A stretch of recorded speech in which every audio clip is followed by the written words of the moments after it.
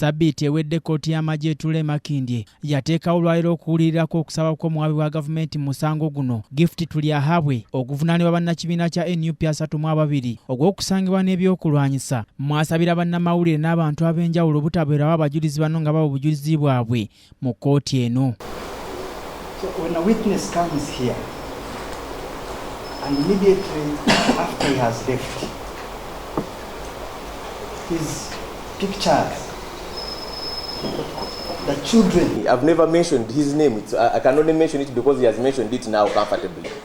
But I think if there is any threat to a witness who gave evidence, there may need to be a person take oath and make a form application.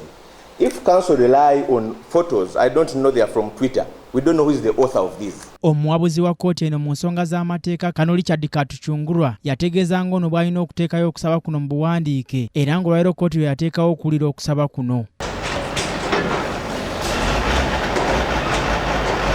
Bannamateeka nga bakulembeddwa mu Benjamin Katana, abantu babavunaanwa bano ne bannamawulire bakedde ku kkooti eno, wabula bakanze kulinda abavunaanwa bano baleetebwe mu kkooti eno nga tebabalabako ng'abaleeteddwa mu mmotoka z'amagye nga tebaliimu. Bannamateeka oluvannyuma beesozza akafubo omutakkiriziddwa bannamawulire era ng'oluvannyuma mu kwogerako ne Benjamin Katana ategeeza nga bagaaniddwa okubeerawo mu kkooti ng'okusaba kw'omuwabi wa gavumenti ono kuwulirwa. Yabagenda okuwuliriza tetuliiwo ne suspects bennyini tebaliiwo.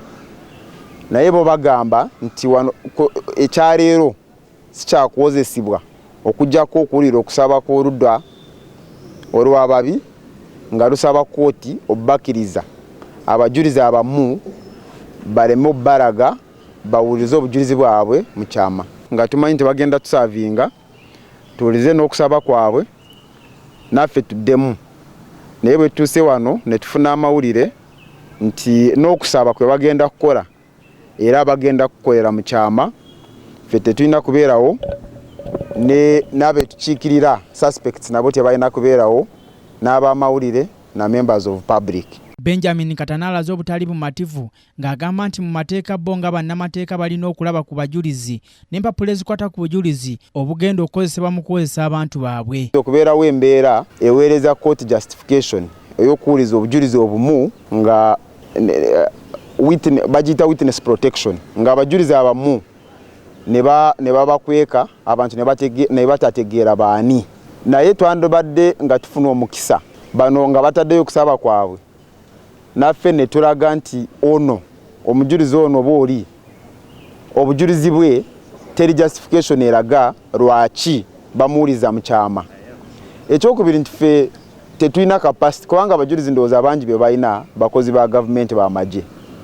Kati ffe abantu betuwolereza wano bantu ba bulijjo capacity ki gye balina okutiisatiisa ab'amagye. Ono ategeezezza nga balagiddwa okudda ng'ennaku z'omwezi 6 omwezi ogwokusatu omwaka guno mu kkooti y'amagye eno y'emu okuddamu okuwulira okusaba kw'okweyimirirwa kw'abantu bano. N'abeetukiikirira tebaliiwo n'abamawulire ndowooza nabo tebajja bakkiriza okubeerawo.